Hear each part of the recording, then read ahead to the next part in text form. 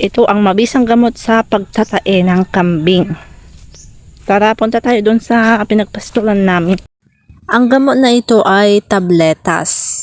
Dahil maliit naman ang katawan ng kambing na paiinumin natin ng gamot sa pagtatae ay yung kalahati lang ang ibigay natin. Tinunaw namin yan sa tubig na unti lang para may bisa po yung ipapainom natin. Ganyan natin painumin. Medyo nahihirapan na nga tayo eh. Tingnan natin kung itatapon niya yung ipapainom natin. Natapon yata. Tingnan nyo kung natapon. Hindi ko pa naranasan na magpainom ng kambing. Ang naranasan ko lang ay yung magpainom ng manok na may sakit. Mahirap din pala no. Ako lang kasi taga-video lang. Para may ma-share lang po sa inyo na video. Para sa aking YouTube channel.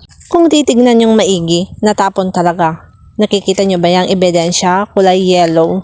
Maraming salamat po sa nanood ng video na ito. Kung hindi ka pa po nakasubscribe ay pa-subscribe naman po. Maraming salamat po ulit. Gagawa ulit ako ng ibang video para sa inyo.